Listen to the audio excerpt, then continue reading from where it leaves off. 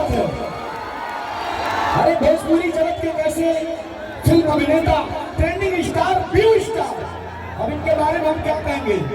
खेसारी भैया के बारे में वो चीज हम कहे बड़ी मोहब्बत के साथ कि आज संगीत के कुछ ऐसा मिसाल बा, आज संगीत के कुछ ऐसा मिसाल बा, सुर बा, सरगम बा, साथी साथ ताल बा, और अपने यूपी बिहार पूरे विश्व में एक ही नाम जेकर नाम खेसारी लाल बा।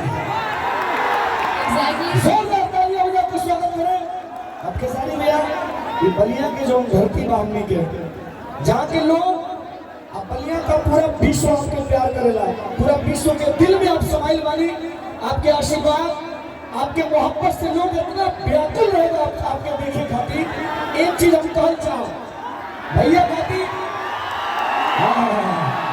कि शाकी लिखा, खुमार लिखा, चांद लिख दिया, शाकी लिखा, खुमार लिखा, चांद लिख दिया, एक दिल बचा था वो भी आपके नाम लिख दिया, और किसी ने पूछा अरशद तेरी पता, मैंने कलम उठाई और आपका नाम लिख दिया। भैया के लिए जोरदार तालियां। साथ में अभी अखिलेश कश्यप बाबा के प्रणाम, अभय बाबा के प्रणाम, राघवेंद्र प्रताप सिंह जी बानी, डीजी बिट्टू मेहरवा जी, तमाम लोग आई सीधे सीधे मंच और माइक भैया के सोचल चाहत है कि